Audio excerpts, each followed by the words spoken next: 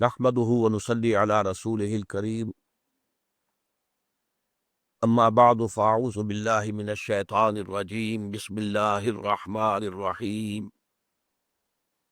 الحمد لله رب العالمين الرحمن الرحيم مالك يوم الدين إياك نعبد وإياك نستعين اهدنا الصراط المستقيم صراط الذين أنعمت عليهم غير المغضوب عليهم ولا الضالين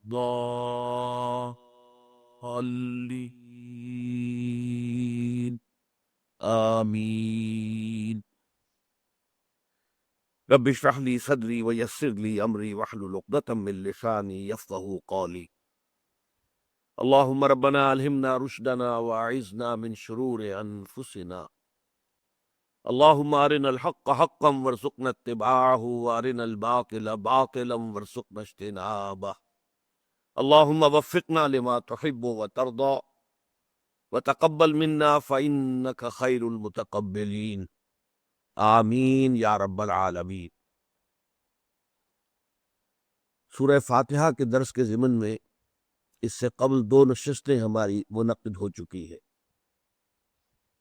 پہلی نشست میں ہم نے آیت بسم اللہ پر غور کیا اور اس کے ضمن میں خاص طور پر اللہ تعالیٰ کے 3 اسماء حسنی، جن میں سے ایک کے بارے میں بہت سے حضرات کا گمان ہے کہ وہ اللہ کا اسم ذات ہے، اسم علم ہے، اللہ، اور 2 اور اسماء جن میں سے پہلا جو ہے الرحمن، وہ خوبصورت ترین ناموں میں سے ہے اور عزیز ترین ناموں میں سے ہے، محبوب ترین ناموں میں سے ہے اللہ کی۔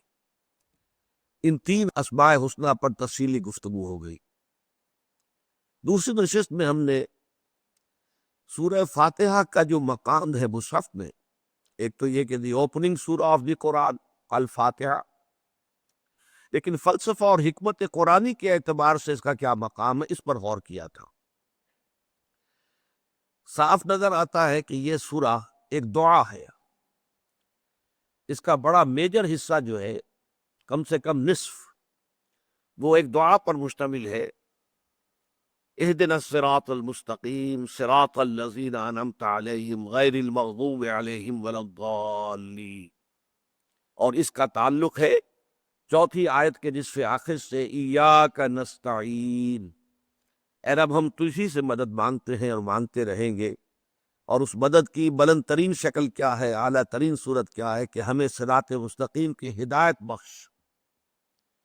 لیکن یہاں پر دعا کا اسلوب تو ہے، یہاں کوئی لفظ قل نہیں آیا کہ اے لوگو یہ کہا کرو۔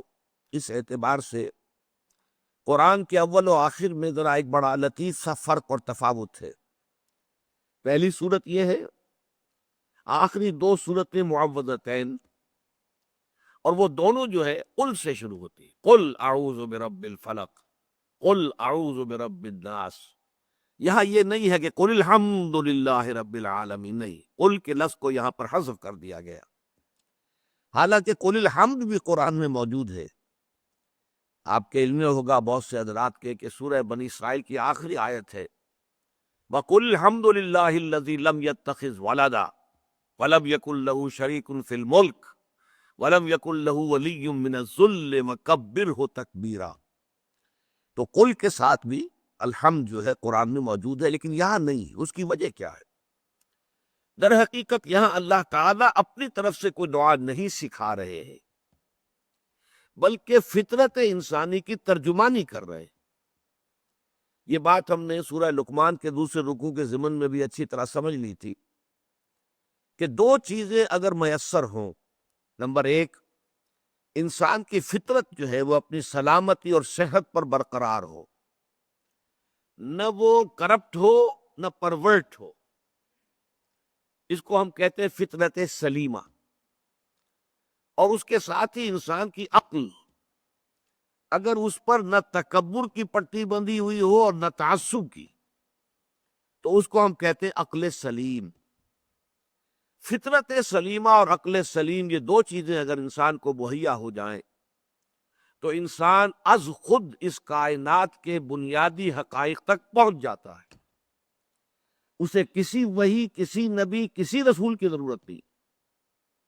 محض اپنی فطرت سلیمہ کی رہنمائی میں اور عقل سلیم کے سفر کے نتیجے میں وہ اس حقیقت کو پا لیتا ہے کہ اس کائنات کا ایک خالق ہے، مالک ہے، رب ہے، پروردگار ہے، پالنہار ہے.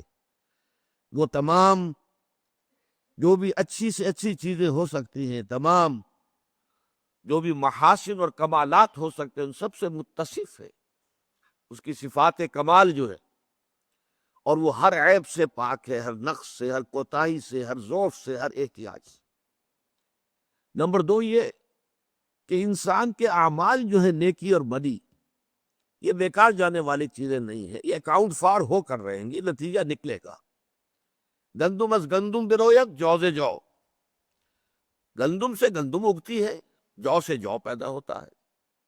اب اگر ایسا دنیا میں نہیں ہو رہا ہے، ہم دیکھتے ہیں کہ نیکوکاروں کے لیے یہاں مصیبتیں ہیں، فقر و فاقہ ہے، تکالیف ہے، اور بدکار، بدماش، شریر، غنڈے، حرام خور یہاں پر عیش کر رہے، اور اکثر و بیشتر اقتدار اور اختیار معاشرے میں انہی کے ہاتھ میں ہوتا ہے. تو اگر یہاں پر الٹی گنگا بہتی نظر آ رہی ہے تو اس کا مطلب ہے ایک اور عالم ہونا چاہیے کہ جس میں یہ گندم از گندم برویت جو سے جو والا معاملہ ہو جائے، حق بحقدار رسید.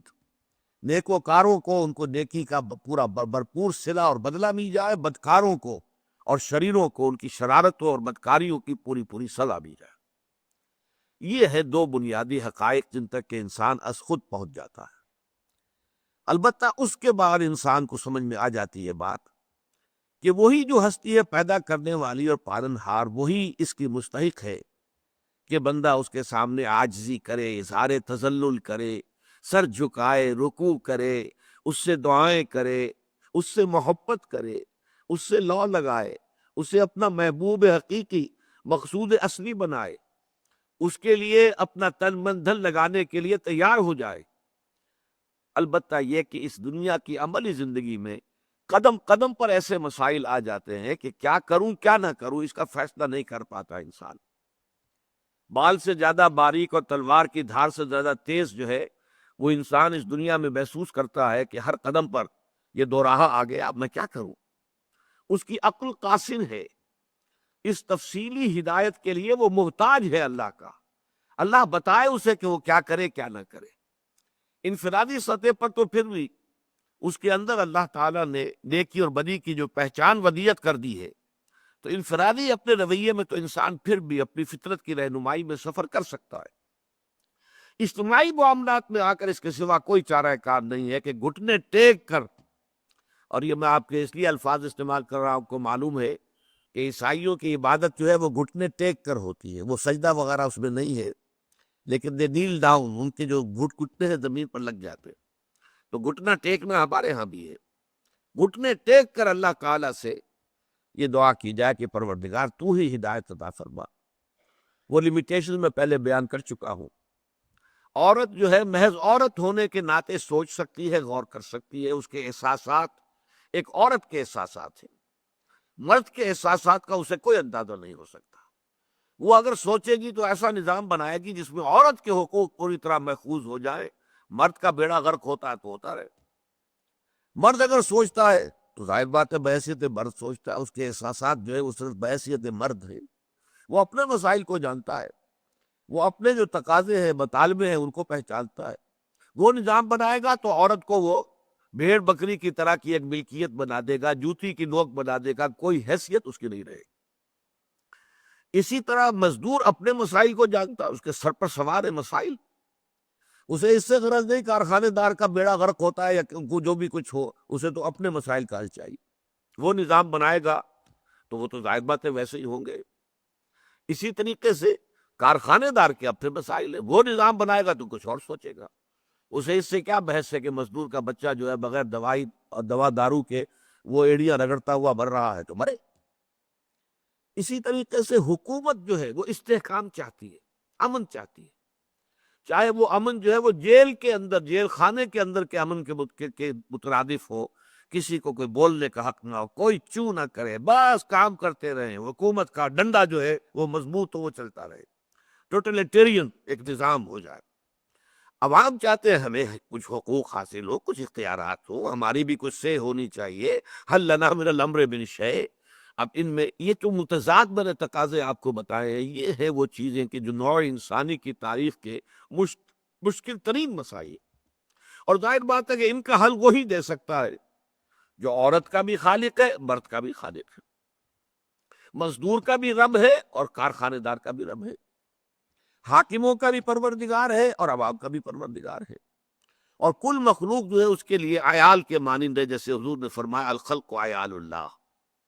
تو یہ چیز ہے در حقیقت اس سورہ مبارکہ کا جو مقام ہے حکمت قرآنی میں، کہ پہلی 4 آیات میں تو وہ بات آئی ہے کہ جس میں عقل سلیم اور فطرت سلیمہ انسان کی رہنمائی کر کے خود وہاں تک پہنچا دیتی ہے، اور آخری 3 آیات میں پھر ہاتھ جوڑ کر گھٹنے ٹیک کر استدعا ہے، دعا ہے کہ پروردگار یہ قدم قدم پر جو دو راہیں آ جاتے ہیں، تراہے آ جاتے ہیں، چوراہے آ جاتے ہیں، ہم کہیں غلط رخ پر نہ مڑ جائیں، غلط راستے پر نہ چل پڑے، اے پروردگار ہماری رہنمائی فرما اور ہمیں ہدایت عطا فرما۔ اس اعتبار سے یہ دعا ہے، لیکن اس کا اسلوب جو ہے شروع سے وہ قل کے ساتھ نہیں ہوا، بلکہ جیسے کہ فطرت انسانی جو ہے اس کی تعبیر اور اسی کی نمائندگی کی جا رہی۔ یہ جان لیجئے کہ اس قسم کے لوگ دنیا میں ہمیشہ رہے ہیں، بدترین معاشروں میں بھی رہے، کہ جنہوں نے اپنے معاشرے میں جو بھی خیالات ہوتے تھے، نظریات ہوتے تھے، عقائد ہوتے تھے، ان کو صرف اس دلیل پر قبول کرنے سے انکار کر دیا کہ چونکہ سب لوگ مان رہے تو ہم بھی مانے نہیں۔ انہوں نے سوچا، غور کیا اپنی عقل سلیم کی رہنمائی میں، اور انہوں نے اپنے معاشرے کے اندر جو بھی خیالات رائج تھے انہیں رد کر دیا اور تلاش حق کے اندر نکل کھڑے ہوئے۔ دیکھیے ہم جو پڑھ چکے ہیں، تیسرا سبق ہمارا سورہ لقمان کا دوسرا رکوع، حضرت لقمان ایک ایسی شخصیت کی نمائندگی ہے قرآن مجید میں، وہ نہ نبی تھے ہم دیکھ چکے ہیں اور نہ کسی نبی کے پیروکار تھے۔ اسی طرح کی عظیم شخصیت سلمان فارسی رضی اللہ تعالیٰ عنہ، اب وہ ایران میں پیدا ہوئے ہیں، وہاں پر آگ کی پرستش ہو رہی ہے، باپ جو ہے ایک بڑے جو ہے وہ آگ کا جو معبد ہے، عبادت گاہ ہے، وہ اس کا پجاری ہے، لیکن وہ ریجیکٹ کرتے ہیں کہ یہ کیا مطلب ہے، اس آگ میں ہم ایندھن نہ ڈالیں تو آگ بجھ جائے، اور اسی آگ کے آگے ہم نے ہاتھ جوڑ دیے ہیں، پرستش کر رہے ہیں، اس کی تعریف کر رہے ہیں، اسے دعائیں کر رہے ہیں۔ جب انہوں نے ہجرت کی ہے، گھر سے نکل کھڑے ہوئے، شام میں پہنچے، عیسائیت اختیار کی ہے، آپ کو معلوم ہے تفسیر میں نہیں جا سکتا، وقت کم ہے، پھر آخر اللہ تعالیٰ نے والذین جاہدوا فینا لنہدینہم سبلنا، یہ جو آخری آیت ہے سورہ عنکبوت کی، جو لوگ ہماری راہ میں جد و جہد کرتے ہیں، محنت کرتے ہیں، ہم انہیں اپنے راستوں کی ہدایت لازماً دے دیتے ہیں۔ اس کی ایک بڑی مثال ہے حضرت سلمان فارسی کو اللہ تعالیٰ نے بالآخر حضور کے قدموں میں پہنچا دیا، اگرچہ ان کے یہ کتنے کٹھن مراحل میں سے انہیں گزرنا پڑا۔ این عرب کے اندر جبکہ شرک کے گھٹا ٹوپ اندھیرے تھے، ورقہ ابن نوفل، اب وہ ظاہر بات ہے کہ مکے میں پیدا ہوئے، مکے میں وہ 360 بت جہاں رکھے ہوئے تھے، بت پرستی ہی وہاں کا شعار تھا، لیکن یہ کہ انہوں نے ریجیکٹ کیا اس کو۔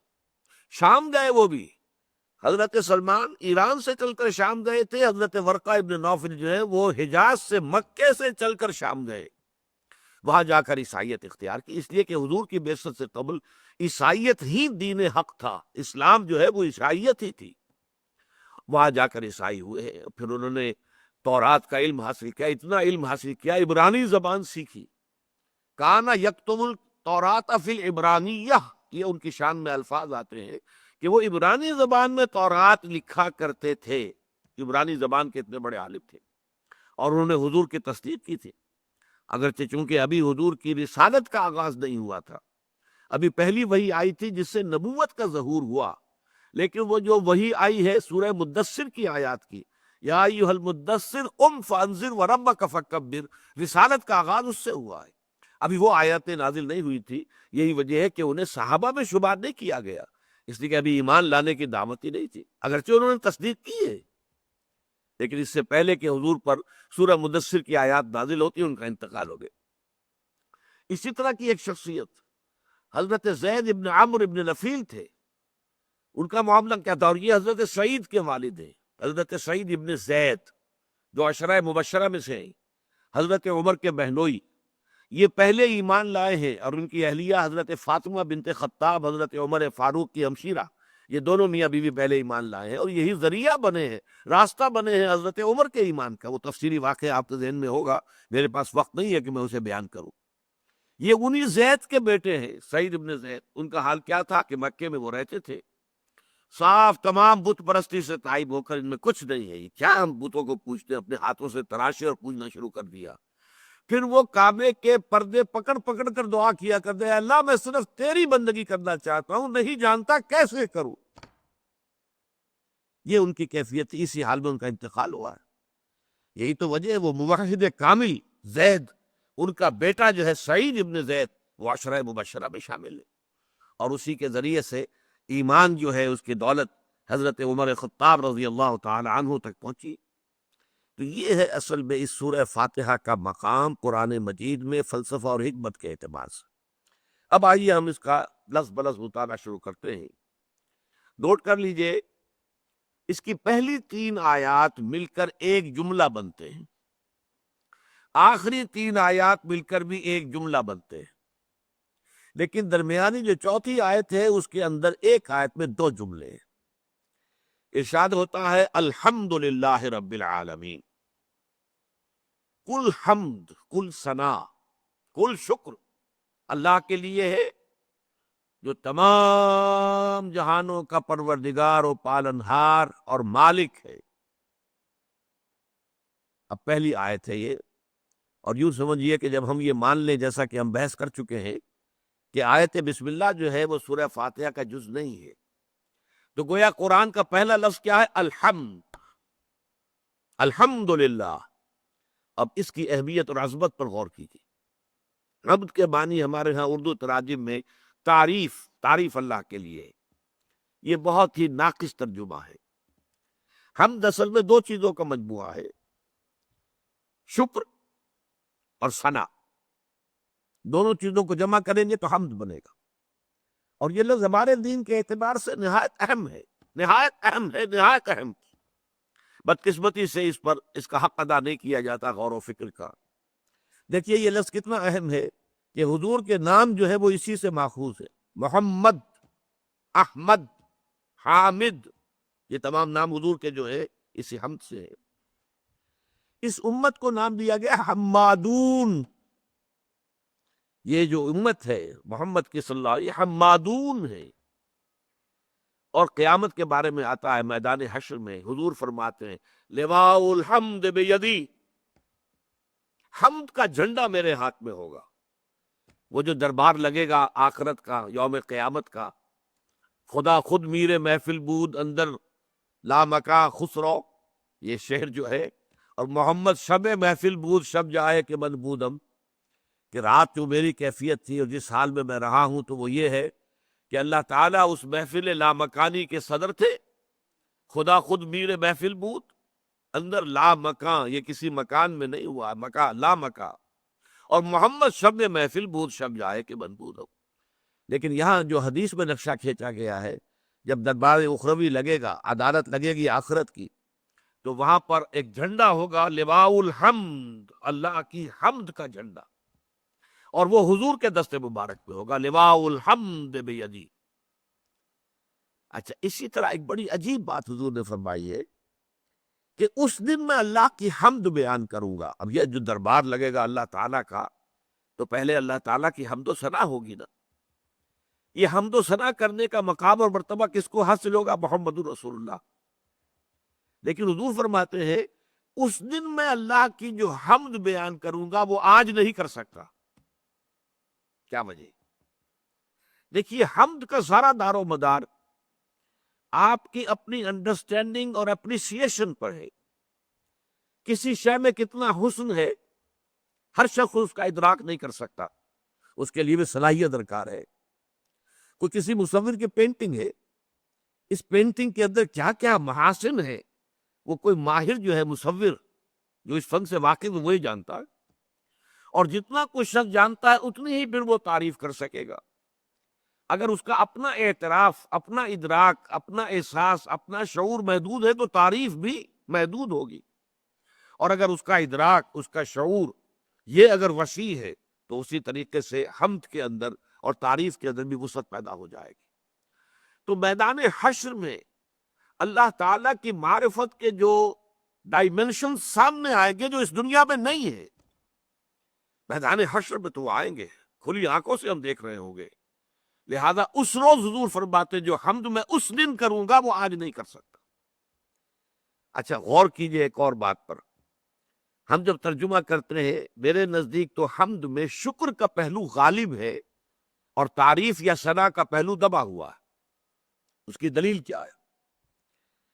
آپ کو معلوم ہے کہ حضور کے معمولات میں ادعیۂ مسنونہ کی بڑی اہمیت ہے، اور ذکر کثیر کا سب سے بڑا ذریعہ یہ ہے، ذکر کثیر، وَاذْكُرُوا اللَّهَ ذِكْرًا كَثِيرًا لَعَلَّكُمْ تُفْلِحُونَ، اللہ کا ذکر کثرت سے کرو۔ اور کہا جاتا ہے قیاماً وقعوداً وعلیٰ جنوبہم، کھڑے ہو کر، بیٹھے ہوئے، لیٹے ہوئے اللہ کا ذکر کرو۔ اس کی بہترین شکل کیا ہے؟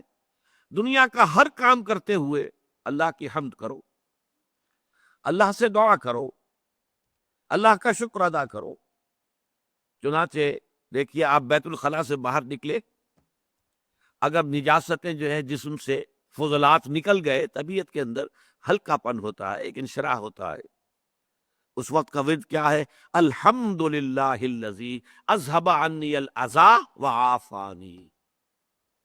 اب یہ مقام شکر ہے، اگر یہی فضلات جسم میں رہ جائیں، قبض شدید ہو جائے، کیا حشر ہوگا انسان کا، کیا کیفیت بیتتی ہے انسان پر، پیشاب رک جائے، کیا قیامت آتی ہے انسان پر۔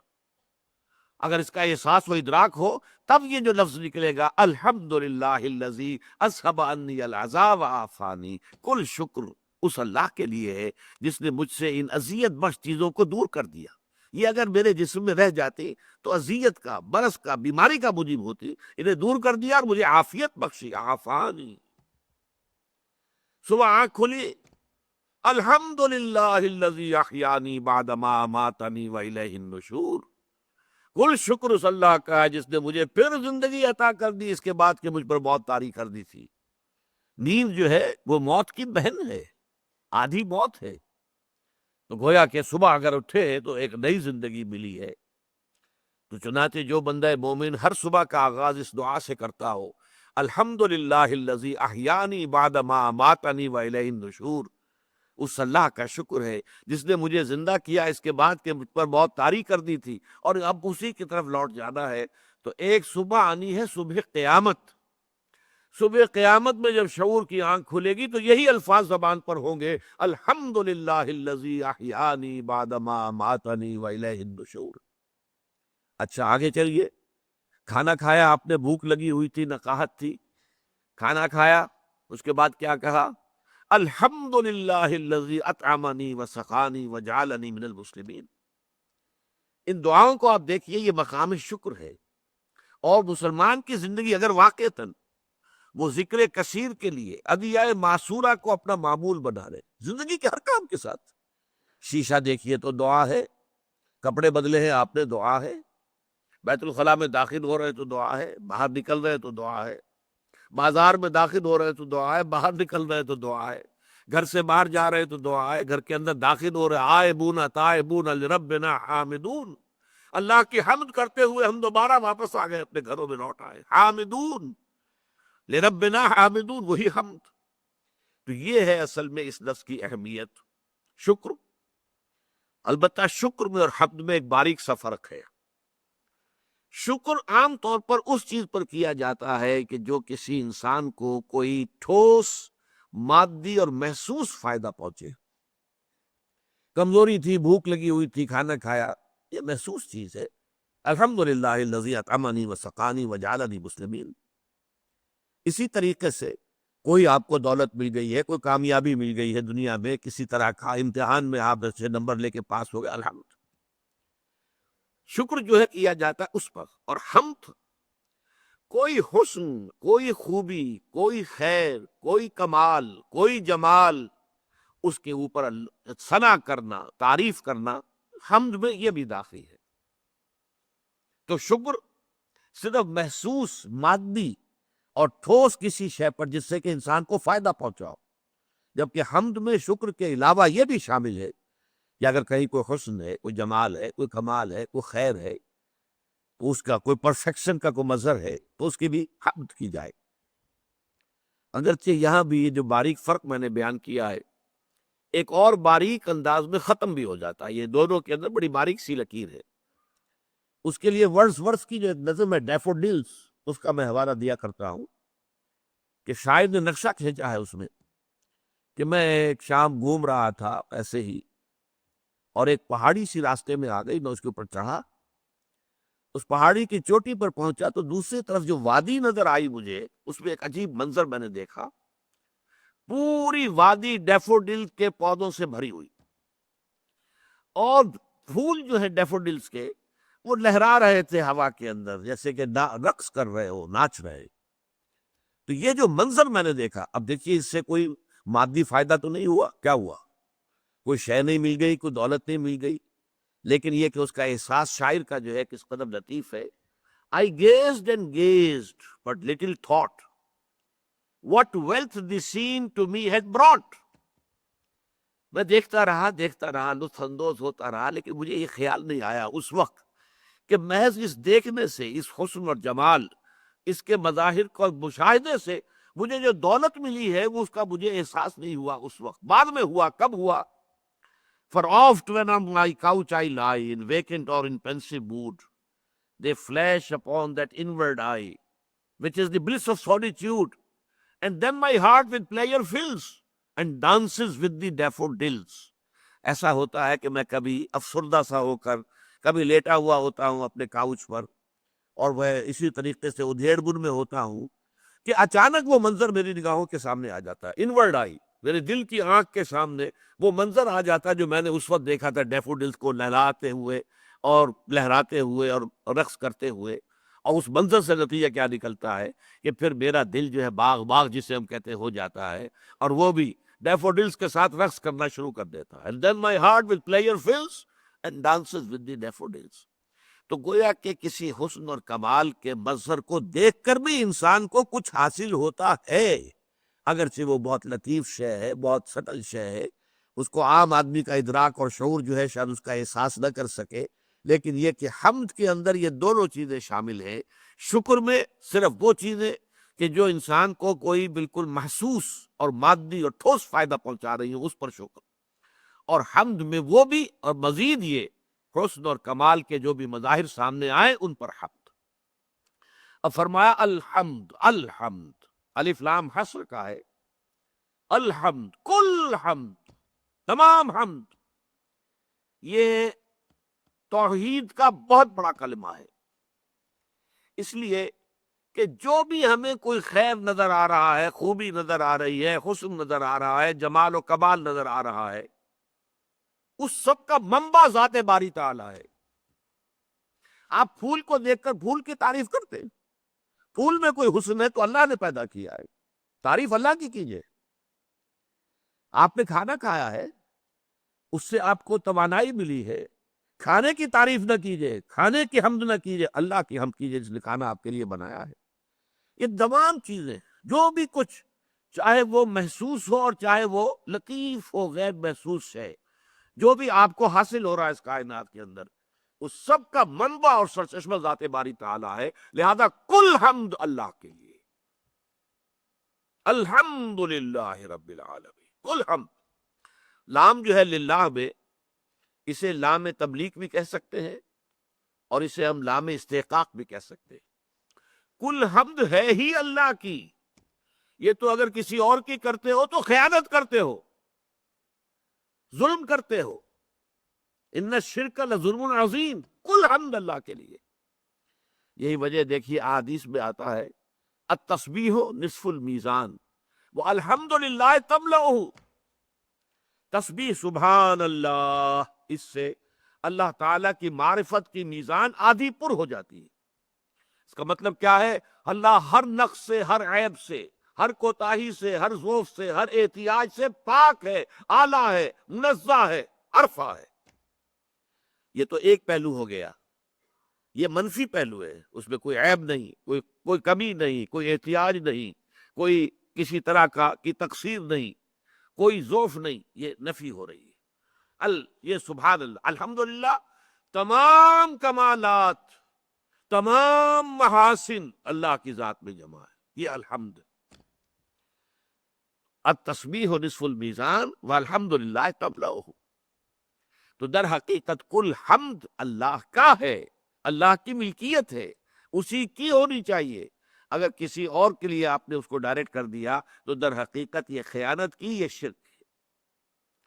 الحمدللہ یا لام پھر استحقاق کا ہے کہ تمام حمد کا مستحق جو ہے، سزاوار حقیقی وہ اللہ ہے، رب العالمین۔ اب میں نے عرض کیا تھا یہ جملہ ایک بنتا ہے، الحمدللہ، الحمد مبتدا، للہ خبر۔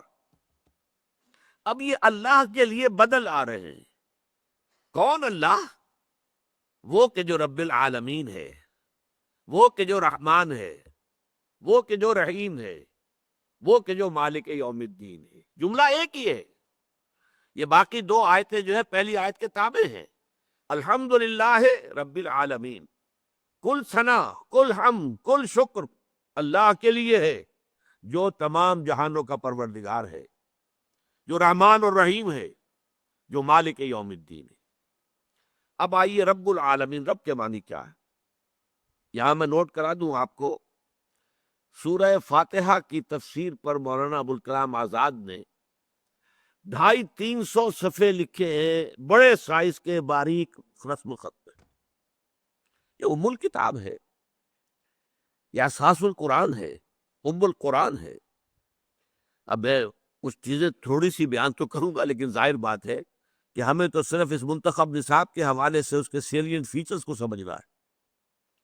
رب کے دو معنی ہیں، مالک اور پروردگار، پالن ہار، پرورش کنندہ، اور یہ دونوں چیزیں لازم و ملزوم ہیں۔ اگر کوئی شے آپ کی ملکیت میں، آپ چاہیں گے کہ اس کی ترقی ہو، آپ پالیں گے، پوسیں گے، مال ہے آپ کے پاس، مال بڑھے، آپ چاہیں گے کہ بڑھے، لہذا پرورش اور بڑھانا، بڑھوتری کرنا، کسی شے کو اس کے نقطۂ عروج تک پہنچانے کی کوشش کرنا، یہ ملکیت کا لازمی تقاضا ہے۔ تو رب جو ہے مالک ہے تمام جہانوں کا، نمبر ایک، اور پروردگار ہے، پالن ہار ہے۔ چنانچہ امام راغب نے جو اس کی رب کی تشریح کی، تربیت اور رب ربوبیت کیا ہے، انشاء الشیء حالا فحالا الی حد تمام، کسی شے کو ایک کے بعد دوسری کیفیات سے درجہ بدرجہ گزارتے ہوئے اس کے مقام کمال تک پہنچا دینا۔ اسی لیے ہم کہتے ہیں تربیت، ربیانی کا صغیرہ، پروردگار میرے والدین پر رحم فرما، وقل رب ارحمہما کما ربیانی صغیرہ، میرے والدین نے مجھے پالا اور کوسا، چھوٹا سا تھا، پروان چڑھایا، میری ضروریات بہم پہنچائیں، تو پروردگار اسی طرح تو ان پر رحم فرما۔ تو رب العالمین، عالمین عالم کی جمع ہے۔ عالم اور عالم میں کیا فرق ہے، اس کو جان لیجئے۔ عالمہ کے معنی ہے کوئی شے جان لینا، اور علامہ حروف اصلی وہی ہے، صرف زیر اور زبر کا فرق ہے۔ علمہ جان لیا، علامہ علامت بنا دیا، نشان زدہ کر دیا، کسی شے کی پہچان مقرر کر دی۔ لہذا عالم وہ شے ہے جس کے ذریعے سے کسی کو پہچانا جائے۔ یہ کل کائنات در حقیقت اس لیے ہے کہ اللہ کو پہچانا جائے۔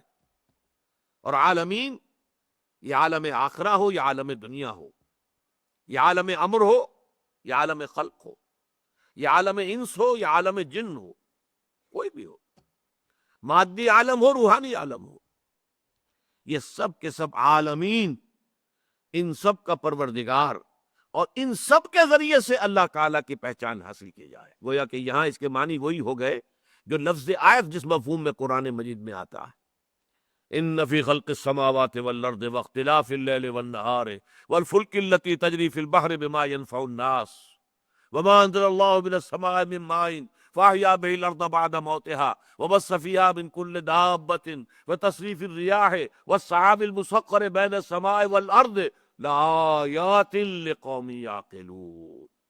آسمان اور زمین کی تخلیق میں، رات اور دن کے الٹ پھیر میں، اور یہ جو اللہ آسمان سے بارش برساتا ہے، اس کے ذریعے سے زمین میں ہر طرح کی رویدگی پیدا کرتا ہے، اور یہ جو اللہ نے ہر طرح کے جاندار زمین میں پھیلا دیے ہیں، اور یہ جو ہواؤں کا چلنا ہے، اور یہ جو کشتی کا سمندر میں یا دریا میں چلنا ہے، اور یہ جو پھر بارش کا برسنا ہے، اور یہ جو بادلوں کے ذریعے سے، ہوا کے ذریعے سے بادل ادھر سے ادھر جاتے ہیں، جو معلق ہے آسمان و زمین کے مابین، یہ سب اللہ کی آیات ہے۔ لآیات لقوم یعقلون، ان لوگوں کے لیے کہ جو عقل سے کام لیں۔ اسی طرح یہ تمام چیزیں عالم ہے، علم ہے، علامت ہے اللہ کی، ان کو دیکھو، اللہ کو پہچانو۔ الحمد للہ رب العالمین۔ الرحمن الرحیم پر ہماری گفتگو ہو چکی ہے تفصیل سے، اس وقت میں اس کو دہراؤں گا نہیں۔ آیت بسم اللہ کے ذیل میں الرحمن الرحیم، ایک ہی مادہ رحمت سے یہ دو نام ہیں، کیوں ہے، کیا مختلف آراء ہیں، میری رائے کیا وہ بیان کر چکا ہوں۔ تیسری آیت ہے مالک یوم الدین، جو جزا و سزا کے دن کا مختار مطلق ہے۔ اب اس ایک جملے میں، جملہ نہیں ہے یہ ترکیب اضافی ہے، مالک یوم الدین، جزا و سزا کے دن کا مالک، تو اس سے جملہ تو نہیں بنتا، یہ تو در حقیقت تابع آ رہا ہے۔ الحمدللہ رب العالمین، الرحمن الرحیم، مالک یوم الدین، یہ چار بدل ہیں اللہ کے، کہ اللہ تمام تعریفیں، تمام ثنا، تمام شکر، تمام حمد اللہ کی ہے، جو تمام جہانوں کا پروردگار و مالک ہے، جو رحمان ہے، جو رحیم ہے، جو جزا و سزا کے دن کا مالک ہے۔ پہلی بات یہ سمجھیے، دین کہتے ہیں بدلے کو، یوم الدین بدلے کا دن، اسی سے لفظ دین ہے، دین قرضے کو کہتے ہیں۔ ایک ہے صدقہ، خیرات، ہدیہ، تحفہ، یہ واپس نہیں آیا کرتا، نہ واپس دینے کے لیے دیا جاتا ہے، ہدیہ دے دیا بس، وہ تو اب اس کی ملکیت ہو چکی ہے، واپس نہیں آنا ہے اس کو۔ دین وہ ہے جو واپس آتا ہے۔ اسی طرح انسانی اعمال کے نتائج جو واپس آئیں گے وہ دین ہے۔ آج آپ جو ہے بڑی اپنے آپ کو آزاد محسوس کر رہے ہیں، جو چاہیں کریں، اما شاکرم و اما کفورا، آپ اللہ کے شکر گزار بندے بن کر رہیں یا ناشکرے بن کر رہیں، آپ کو آزادی ہے، آپ جو چاہیں کریں، نیکیاں کمائیں، آپ شرارتیں کریں، بدماشیاں کریں، آپ کو کھلی چھوٹ ہے، کوئی پکڑ نہیں۔ کلا ان الانسان لیطغی، انسان سرکشی پر آمادہ ہو ہی جاتا ہے، کیوں ہو جاتا ہے؟ الرآ استغنی، کہ وہ اپنے آپ کو دیکھتا ہے کہ وہ آزاد ہے، کوئی اس کے اوپر پکڑ نہیں ہے۔ اس نے جھوٹ بولا اور زبان پہ چھالا تک نہیں پڑا، کچھ نہیں ہوا، کوئی تکلیف نہیں ہوئی۔ اس نے کسی کا حرام مال کھایا، یتیم کا مال ہڑپ کر لیا، پیٹ میں درد بھی نہیں ہوا، لہذا کوئی تکلیف نہیں ہے۔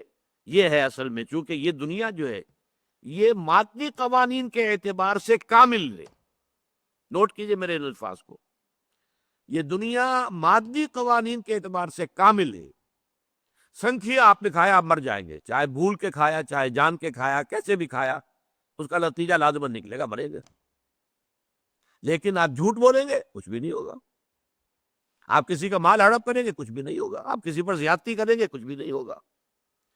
اس حوالے سے اس کا واپس آنے کا جو پروسیس ہے، کہ اس کے نتائج آنے ہیں، ان الی ربک الرجعی، تمہیں اپنے رب کی طرف لوٹ کر جانا ہے، اور پھر وہاں تم لوٹ کر جاؤ گے اپنے رب کے پاس، اور تمہارے اعمال کے نتائج لوٹ کر آئیں گے تمہارے سامنے۔ پھر انسان دیکھے گا، جس شخص نے نیکی ذرے کے برابر نیکی کمائی ہوگی، اپنے سامنے موجود پائے گا، مثقال ذرۃ خیرا یرا ومن یعمل مثقال ذرۃ شرا یرا، جس کو دیکھ کر کے سورہ کہف میں نقشہ کھینچا گیا ہے، کتنا بڑا کوئی کمپیوٹر ہوگا وہ اللہ کا، آخرت کا کمپیوٹر، جب ایک بٹن دبانے کی دیر ہوگی، جیسے کمپیوٹر میں آپ دباتے ہیں اور پوری فلم آپ کی زندگی کے سامنے آ جائے، پوری فلم، اب کون چھٹلائے گا اس کتاب، اس اعمال نامے کے بارے میں انسان چیخے گا، ما لہذا الکتاب لا یغادر صغیرۃ ولا کبیرۃ الا احصاها ووجدوا ما عملوا حاضرا، یہ کیسی کتاب ہے، یہ کیسا ریکارڈ ہے، یہ کیسا اعمال نامہ ہے، اس نے تو مائنیوٹس ڈیٹیلز کو بھی اومٹ نہیں کیا ہے، ہر چیز کا حساب کیا ہوا ہے، لہذا جو بھی کچھ کیا ہوگا موجود پائیں گے۔ اب اگلی بات کیا فرمائی اس ٹکڑے کے اندر، مالک یوم الدین، ایک دن آنا ہے جس دن کے جزا و سزا کے فیصلے ہو گئے، نیکوکاروں کو ان کو نیکی کاری کا پورا پورا صلہ ملے گا، خلعتوں سے نوازے جائیں گے، بدکاروں کو ان کی بدکاری کی پوری پوری سزا ملے گی، جہنم میں جھونکے جائیں گے۔ اور اصل بات کیا ہے؟ مالک یوم الدین، اس دن کا مختار مطلق اللہ ہوگا۔ کوئی شفاعت جو ہے اللہ کے فیصلے کو باطل نہیں کر سکے گی، کوئی شفاعت اللہ کے فیصلے کو، اچھی طرح نوٹ کر لیجیے، مختار مطلق۔ اس لیے کہ دنیا میں سب سے بڑا دھوکہ جو انسانوں کو لگا ہے وہ کیا ہے؟ ہاں جزا و سزا ہے، بدلہ ہے، آخرت ہے، جانا ہے، لیکن وہاں ہمارے چھڑانے والے موجود ہیں۔ یہ ہمارے دیوی دیوتا، آخر ہم ان کی جو ٹنڈت کرتے ہیں، پوجتے ہیں، ان کو حلوے مانڈے ان کے سامنے رکھتے ہیں، ان کے نام کی جے پکارتے ہیں، جے جے کار کرتے ہیں، تو کس لیے؟ یہ ہمارے کام آئیں گے، وہاں چھڑا لیں گے۔ ہؤلاء شفعاؤنا عند اللہ، یہ اللہ کے ہاں ہمارے سفارشی ہوں گے، چھڑا لیں گے ہمیں۔ یہ ہے بات جس کی نفی کی، مالک یوم الدین۔ اس روز ایک طرف پکارا جائے گا لمن الملک اليوم، آج کے دن کس کا ہے اختیار مطلق؟ للہ الواحد القہار، اس اللہ کے لیے ہے کہ جو اکیلا ہے، تنہا ہے اور قہار ہے، چھایا ہوا ہے پوری طرح بستولی۔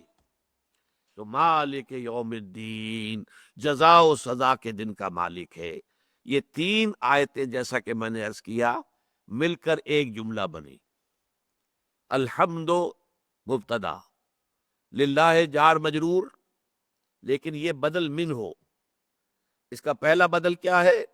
رب العالمین، دوسرا الرحمن، تیسرا الرحیم، چوتھا مالک یوم الدین۔